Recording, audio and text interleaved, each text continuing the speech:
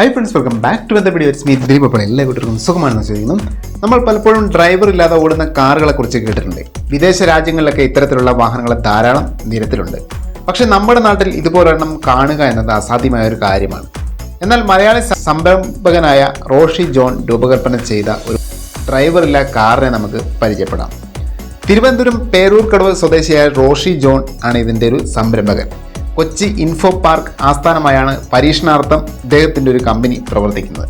ഒരു അതിരാവിലെ താൻ യാത്ര ചെയ്യുവാനായി ടാക്സി വിളിച്ചപ്പോൾ അതിലുണ്ടായിരുന്ന ഡ്രൈവർ വളരെ ക്ഷീണിതനായി കാണുകയും അദ്ദേഹം വളരെ റാഷായി ഡ്രൈവിംഗ് ചെയ്യുകയും ആക്സിഡൻറ്റ് ഉണ്ടാവും എന്ന് തോന്നിയപ്പോൾ അദ്ദേഹത്തിൻ്റെ കയ്യിൽ നിന്നും താൻ സ്വന്തമായി ഡ്രൈവ് ചെയ്യുകയും ചെയ്തു എന്നാണ് റോഷി ജോൺ പറയുന്നത്. ഇത്തരത്തിലൊരു സാഹചര്യത്തിൽ കൂടി കടന്നു പോയതിന് ശേഷമാണ് ഇദ്ദേഹം ഇങ്ങനെ ഒരു പരീക്ഷണം വാഹനത്തിൽ നടത്തിയിട്ടുള്ളത്. ഏതൊരു കാറിനെയും ഇത്തരത്തിൽ ഒരു ഡ്രൈവർലെസ് കാറാക്കി മാറ്റാമെന്നാണ് അദ്ദേഹം പറഞ്ഞിട്ടുള്ളത്. ആദ്യഘട്ടത്തിൽ നാനോയിലാണ് ഇത്തരത്തിലുള്ള ഒരു പരീക്ഷണം നടത്തിയിട്ടുണ്ടായിരുന്നത്. സെൻസറുകളുടെയും ആൻറ്റിനകളുടെയും സഹായത്തോടു കൂടിയിട്ടാണ് ഈ ഒരു വാഹനം പ്രവർത്തിക്കുന്നത്. വാഹനത്തിൽ പുതിയതായിട്ടുള്ള ഓരോ കാര്യങ്ങളും ഡാറ്റകളായി പറഞ്ഞ് ഇതിൽ ഫീഡ് ചെയ്യുവാനായിട്ടും സാധിക്കുന്നതാണ്. ഇത്തരത്തിലാണ് പുതിയതായിട്ടുള്ള ഓരോ ഡ്രൈവിംഗ് ശൈലികളും കാറിൻ്റെ മെമ്മറിയിലേക്ക് കോപ്പി ചെയ്യുന്നത്.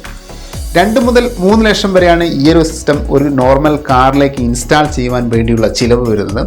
കൊച്ചിയിൽ പ്രത്യേകമായി തയ്യാറാക്കിയ ട്രാക്കിലൂടെയാണ് ഈ ഒരു ഡ്രൈവർലെസ് കാറിൻ്റെ ഒരു പരീക്ഷണ ഓട്ടം നടക്കുന്നത്. 10 വർഷത്തിനുള്ളിൽ ഈ ഒരു വാഹനം നിരത്തുകളിൽ സജീവമാകുമെന്നാണ് പ്രതീക്ഷിക്കുന്നത്. ഇപ്പോഴത്തെ ഒരു പ്രധാന വെല്ലുവിളി എന്നത് നിയമപരമായ അനുമതി ഈ ഒരു വാഹനത്തിന് കിട്ടുക എന്നതാണ്. അതിനുശേഷം മാത്രമേ ഡ്രൈവർലെസ് കാറുകൾക്ക് വിപണി കീഴടക്കുവാനായിട്ട് സാധിക്കുകയുള്ളൂ.